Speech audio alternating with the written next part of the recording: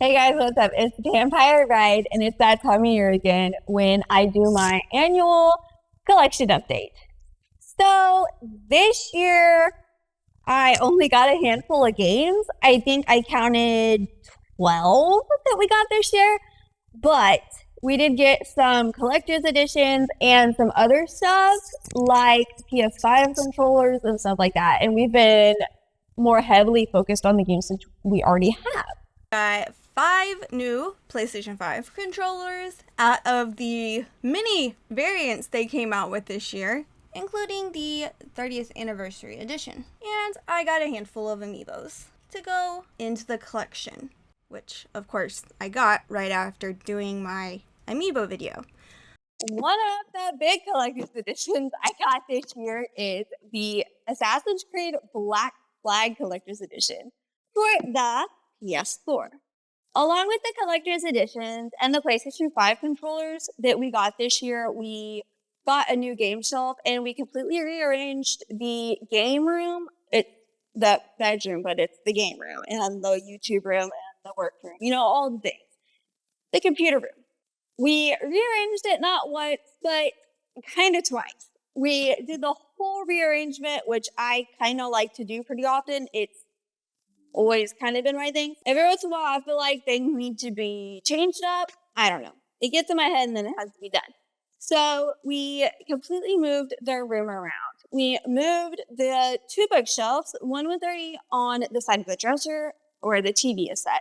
We put the other one on the other side, and then we realized that the DVD cabinet that we had under the computer desk would fit perfectly across them to make it look like a TV console. So that's what we did. And then, of course, the amiibos and all the collectibles kind of went on top.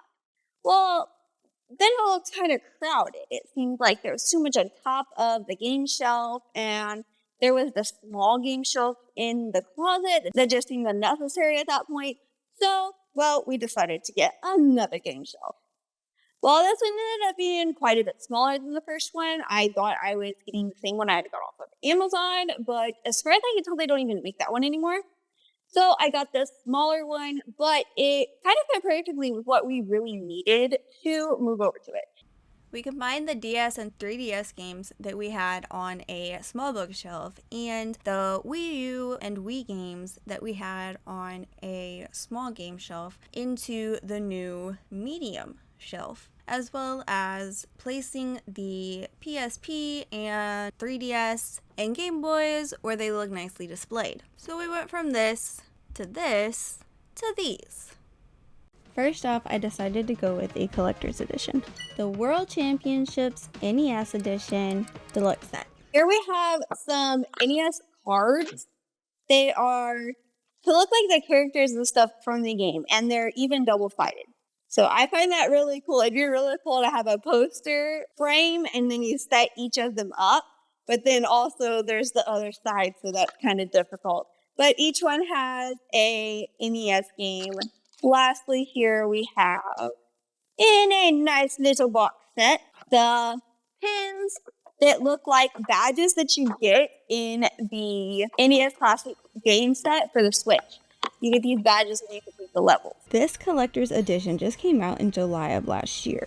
It has a ton of mini speedrun challenges from some of everyone's favorite NES games. From Mario Bros. 1, 2, and 3, Metroid, Kirby, and to Zelda. You earn coins for getting a good score and use them to unlock the next levels. To unlock the first few of each game will only be about 10 coins. Some get to a higher price quicker, but further down the line, the levels you unlock can be up to 100 coins. So far, it hasn't been hard to keep up with having enough coins, but we'll see when I get to only the end levels. I think that as long as you make a decent score of like an A or above, then it won't be a problem. Speaking of, you get scores for completing the little mini runs. You can get B, B plus, A plus, A plus plus, and even an S. If you get an A or better, then you get the badge for that level. Before each of the mini speedrun levels, it shows a demo so that you know exactly what you're supposed to be doing, because just the description of, hey, kill these enemies and get to this whole link will be a little more difficult to understand than showing a quick demo. Some are super simple and others are a tiny bit more elaborate, but they're all fairly short levels of probably a minute or less. I don't think any of them are longer than that unless you are completely not getting a good score on that level. This is a really cool set to be added to the collection. I love that it's a collector's edition on the Switch because, of course, you guys know I do love having the Switch and adding games. So I am very glad to have added this game to our 2024 collection. The next game I chose was Princess Peach Showtime on the Switch. This game is quite slow, I would say. It's a fairly easy game and it has a kind of easy story of the play was being changed by all kinds of shenanigans. It kind of reminds me of the Switch Kirby game because Peach changes into different outfits. They come with different abilities. There's the baker, the secret agent, the ninja, all kinds of stuff. If you die 3 times close together, it will give you an option to have 3 extra hearts added temporarily. You get 3 hearts at the beginning and can get some added along the way. It's a 2D platformer, but it seems like it's trying to be partly 3D. So sometimes the border of the 2D-ish screen can be walked on and interacted with, but it's unclear where the border ends. You twirl near objects to obtain coins, and also with this balloon floaty guy who will give you a few different choices of things depending on what timing you hit it. When you twirl near certain characters, they become happier or stronger and helpful. There's also this strike a pose part that definitely comes across as being quite cheesy. To me, it's just unnecessary, the cutscenes for it. Sometimes it brings you into a little tiny level where you can get coins and stuff, and you can get the stars. Princess Peach collects stars on each of the levels, and of course you use those stars later to open up the new worlds and levels moving forward. It is a fun little game, and it's super cute. It's more of a play for a bit and put down, or beginner gamer, or child-friendly type of game, which, okay, that fits with Nintendo style, with having child-friendly games, so that works. I don't think it brings in even the difficulty of the Mario Bros. Games. Maybe it's because it's a newer game and we're just going away from that has to be difficult gaming style that was with the older NES style games. So I do see where it has its application, but I wouldn't say that this is a game for super avid gamers. The next game, or in this case, games that I chose is the Deluxe Edition Tomb Raider 1, 2, 3 Remaster on the PS5. At any point during the gameplay, you can go into the options and switch the graphics between this new look and the original PlayStation 1 look, as well as the mechanic. Between the kind of blocky movements we're used to from the original Tomb Raider, where you have to carefully watch your footwork to pick up a medipack or something, but can jump, flip backwards and sideways, all while keeping your guns aimed on an enemy from any side. To more fluid movements of the remake, I had more trouble keeping my pistols aimed at the enemy in this remaster, often shooting off at nothing. The Tomb Raider franchise has done quite well, with the 11 main Tomb Raider games and a bunch of other spin-off games and a movie, and of course a heavy fan following. The original came out in 1996, so it's exciting to finally get a remaster. I think that this deluxe edition is a great addition to our PlayStation 5 game collection. We don't have as many PlayStation 5 games as a lot of our other systems, as it's newer, and we're just trying to find more exclusive games for it. A lot come out also on the PC, so they end up bought on there as a digital copy more so than bought in the physical PlayStation 5, because prices for PlayStation 5 games are pretty freaking crazy. Tomb Raider 1 being a difficult game to get running on its own on modern systems. Getting it running on Windows 10 or 11 requires a community patch. The original 1996 Tomb Raider 1 disc will not really run on a PS3. Tomb Raider 2 and 3 run fine mostly and are relatively easy to get working on modern systems, but it's still nice to have these remasters. I will say that the PlayStation 1 Classic version on the PlayStation Network does work right out of the box, but you used to be able to put the PlayStation 1 disc in your PS3 and play the game that way, and that's no longer possible. The graphics in these remasters is wow. I know how bad these games actually look back in the day, but the remastered graphics are how I saw the game with my rose-tinted glasses.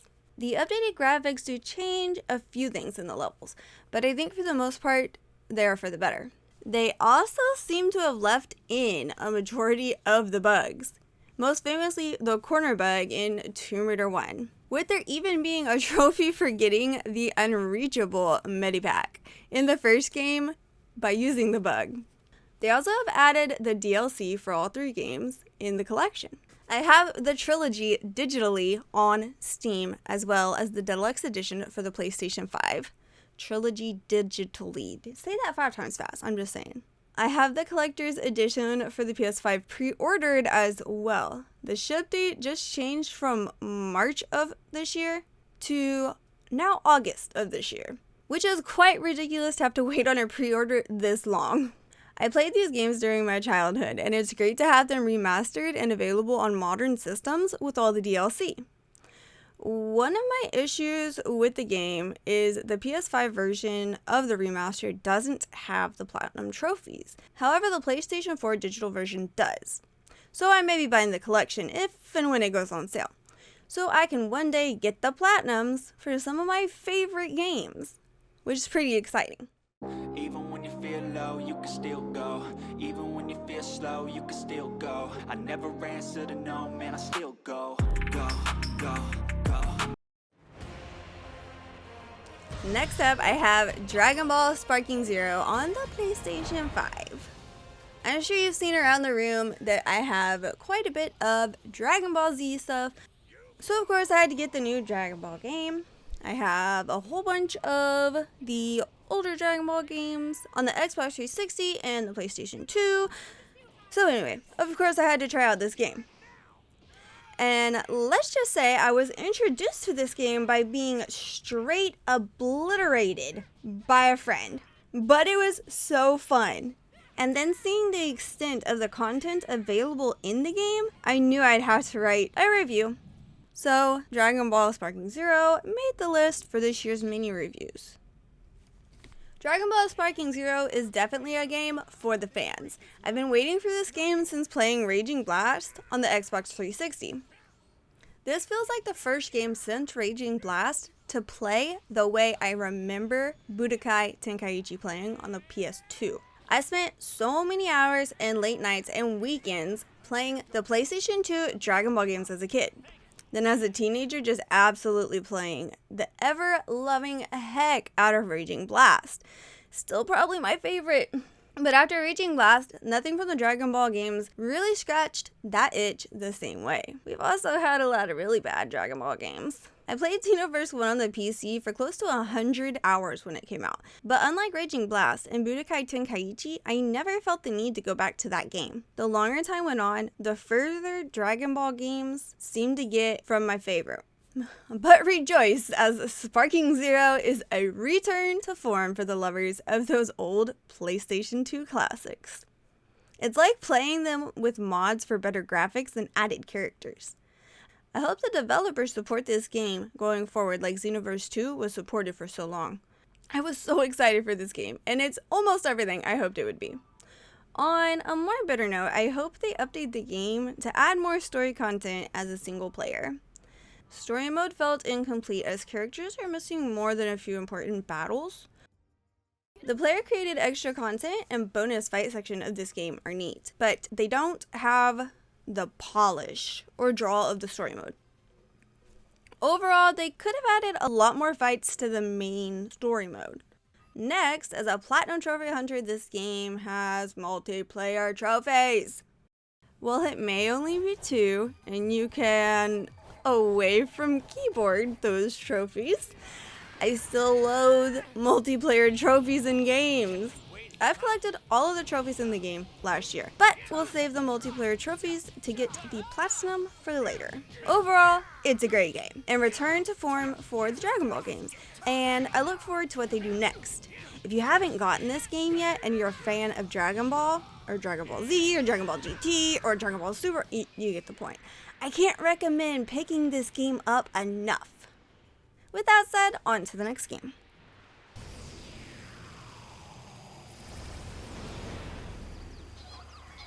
Then there's Astrobot on the PlayStation 5. Wow, this game just makes me smile non-stop. The graphics are bright and beautiful, crisp color, and cute little characters. It incorporates characters from different PlayStation games by having some of the bots be a character, if you can find them. I enjoyed finding the special characters and seeing if I knew who they were and what game they were from. From the very beginning, Astrobot gave me Mario Odyssey vibes. I loved Mario Odyssey, so of course I was intrigued. Astrobot utilizes the PS5 controller, showing what it can do. And it is very similar to the first Astrobot game, so it has the same allure. I 100% recommend this game. I love the little speedrun levels and fun graphics. Happy New Year's! Welcome to 2025. I hope you will continue to join me for videos this year as we have a lot planned for the channel. If you like the video, hit that like button. And of course, subscribe for videos to come. Go, hustle hard, hustle every single day. I'll be making moves till I'm buried in my grave. To the system, I don't wanna be a slave. I've been doing shit my way, or the highway. And in the driveway is a nice range, cause I grind through the climb, I invite pain.